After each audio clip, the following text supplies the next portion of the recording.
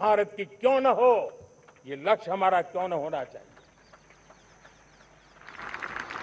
आज banking sector फल फूल रहा है। दुनिया की टॉप बैंक के अंदर भारत की बैंक का झंडा भी क्यों न फहरता हो। भारत की बैंक भी टॉप बैंक 5 बैंक में भारत की भी एक बैंक होनी चाहिए। भारत की फार्मा की दिशा में हमने बहुत काम किया है, लेकिन समय की मांग है कि दुनिया की 5 बड़ी फार्मा कंपनियों में भारत की भी 1-2 फार्मा कंपनियों का नाम गूंजना चाहिए। भारत उसमें अपना स्थान बनाना चाहिए। लॉ फर्म्स होते हैं, रेटिंग एजेंसी होती है। क्या समय की मांग नहीं है कि ग्लोबल लीडरशिप अब हमारे हाथ में होनी चाहिए? टैलेंट है, सामर्थ्य है, हमारा लंबा इतिहास भी है, भाषाओं पर हमारा प्रभुत्व है, हमें विश्व में पहुंचना चाहिए। हमारी कोई कंसल्टिंग फर्म, अकाउंटिंग फर्म दुनिया के टॉप फर्म्स के अंदर क्यों नहीं होनी चाहिए? भारत की टेक्नोलॉजी कंपनियां दुनिया के अंदर सिरमौर हो, यह हमारा लक्ष्य होना चाहिए। हमारे ऐसे ब्रांड हो जिससे दुनिया आकर्षित होती हो, हमारे ब्रांड हमारे देश की पहचान हो और विश्व के लिए एक डेस्टिनेशन बन जाए, उस दिशा में हमें काम करना है।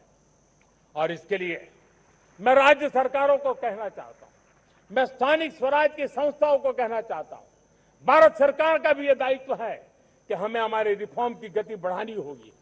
हमें 2047 के लक्ष्य के अनुरूप हमारी व्यवस्थाओं को विकसित करना होगा।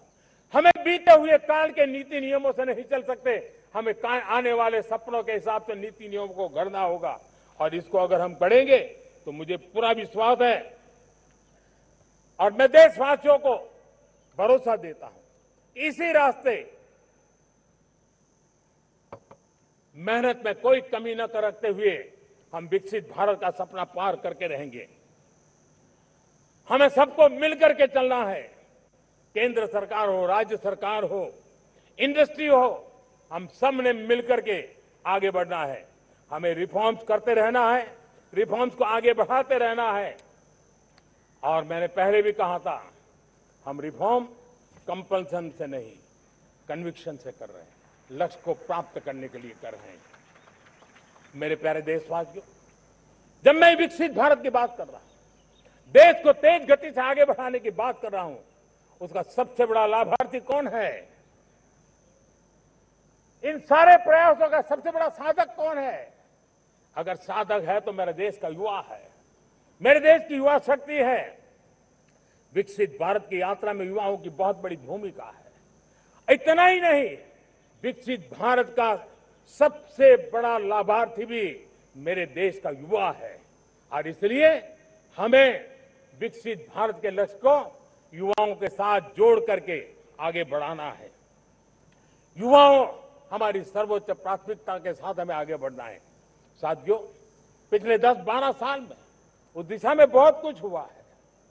स्टार्टअप इंडिया अभियान, आज पूरे देश में 2.5 लाख से ज्यादा रजिस्टर्ड स्टार्टअप बन गए। देश के नौजवान खुद तो काम कर रहे हैं, अनेकों को रोजगार दे रहे हैं। 1 लाख करोड़ रुपया इनोवेशन फंड भारत सरकार ने घोषित किया है।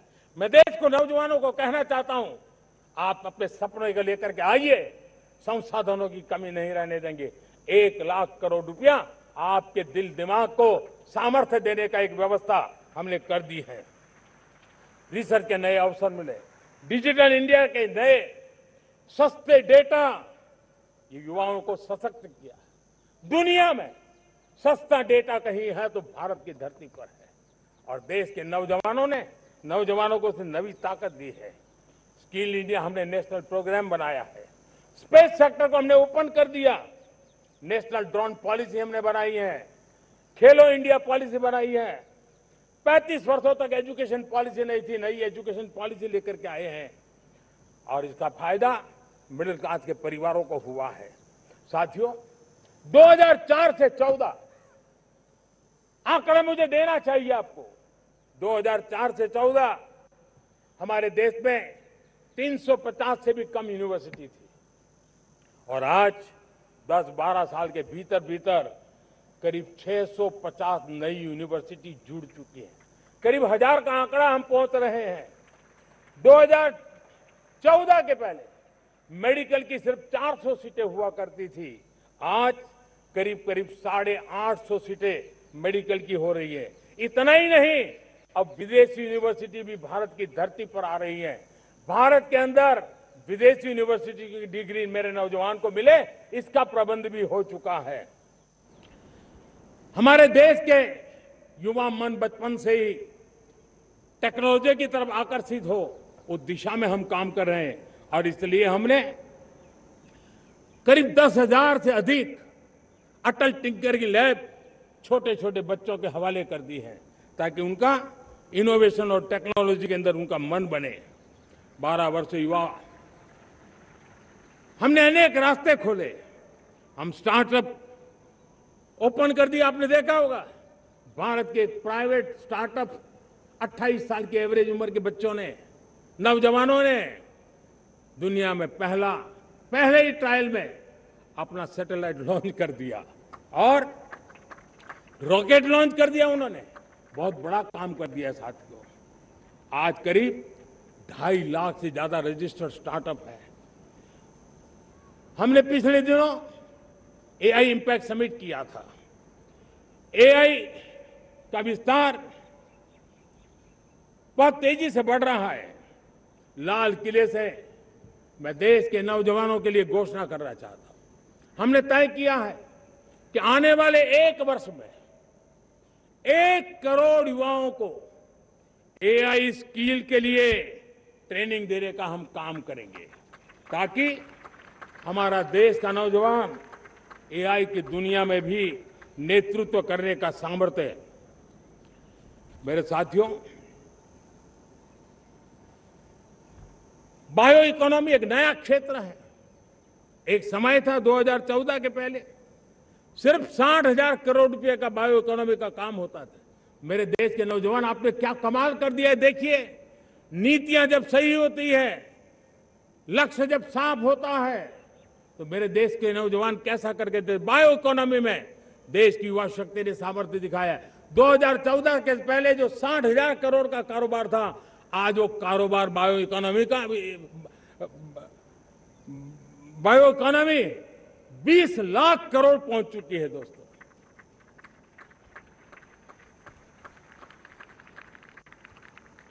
दो 2009-10 का कालखंड था, सिर्फ 25 लाख इलेक्ट्रिक व्हीकल हमारे देश में बिके थे। 1.5 लाख इलेक्ट्रिक व्हीकल बिके थे 2009-10 में। 1.5 लाख इलेक्ट्रिक व्हीकल। इस 25-26 में 25 लाख इलेक्ट्रिक व्हीकल बिके हैं। मेरे प्यारे देशवासियों, एविएशन सेक्टर भी मेरे नौजवानों के लिए बहुत तेजी से आगे बढ़ रहा है। नए एयरपोर्ट, नए रूट, नए रोजगार के अवसर बना रहे हैं। मेंटेनेंस, ओवरहॉलिंग, इसके भी कारण देश में बहुत बड़ी मात्रा में स्किल मैन पावर को काम मिल रहा है। मेड इन इंडिया हवाई जहाज बनाने की दिशा में हमने सफलता पाई है। Made in India defence transport aircraft C295 already अपनी उड़ान भर चुका है, सफल उड़ान भर चुका है।